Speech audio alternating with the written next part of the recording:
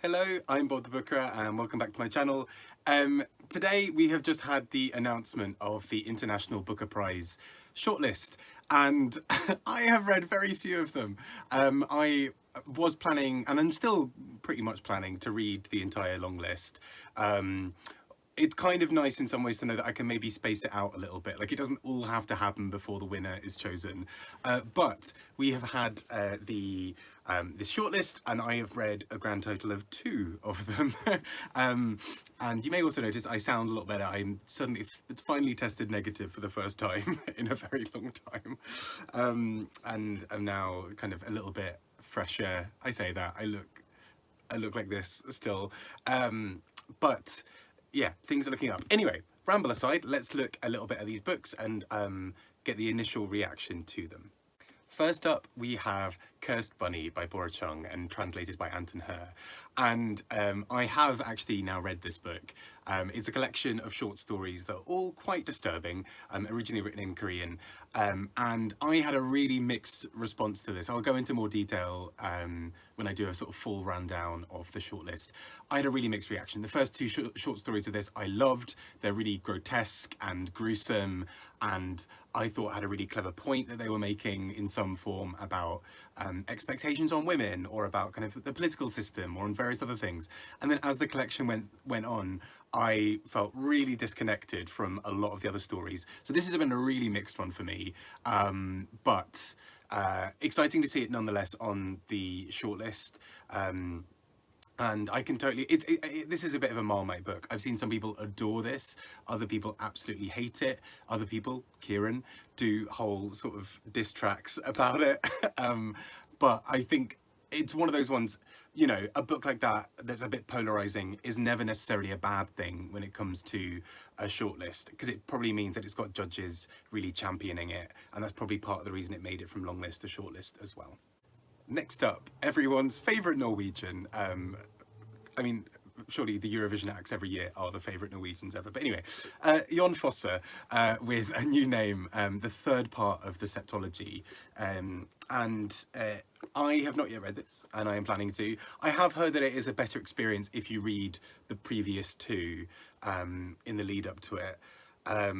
And I kind of feel like if you're in a shortlist or a book prize list, you should be able to stand alone. So I'm hoping that that means this book does stand alone. Either that, or the judges had already read the other parts of the Septology. Who knows? Either way, I think kind of exciting to see this sort of a very sort of personal, sort of almost autofiction kind of style thing, following characters around.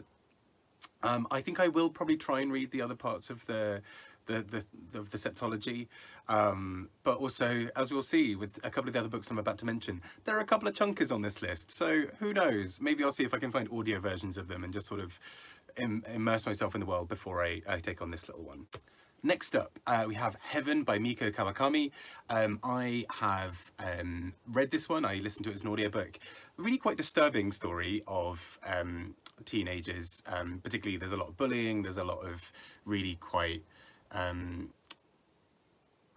tricky stuff going on in this book. A lot of quite twisted scenarios that are quite hard to read or listen to at times. But I think there's something very unique about the voice of this. It's really committed to it. There's a real kind of almost coldness at times behind the voice. So I think it's very, very good at doing what it's setting out to do. I say I'm sort of both surprised and not surprised in some ways that this is on the shortlist. I think I kind of thought this might be one of those ones that sort of just doesn't necessarily make it to the next round, but still enjoyed it overall. So really interesting to see this on here, and it also means that we've got even more of a breadth of languages being covered in this, with this having been originally in Japanese and translated then by Samuel Bett and David Boyd. So yeah, interesting to see. Maybe I read it, I wouldn't necessarily put it as my choice for the shortlist, but then I've also only read like 4 or 5 of them, so I haven't really got that many to pick from. There we go. Next up, we have a book that I've actually been meaning to read since the beginning of the year, because it was also on the Barbellion Prize long list, because it deals with disability. And this is Claudia Piñeiro's Elena Knows, which is translated by Frances Riddle. This book sounds like it's kind of quite an interesting one. I've heard a lot of people talk about how it is essentially a bit of a crime sort of detective story, as well as being a really profound and interesting story about disability and about womanhood and about women's lives and hypocrisy and all these other things. So I'm really keen to check this one out. This is one that I'm very, very excited is on the shortlist, because it also means I, on a very selfish level, get to prioritize it and read it sooner, and then carry on.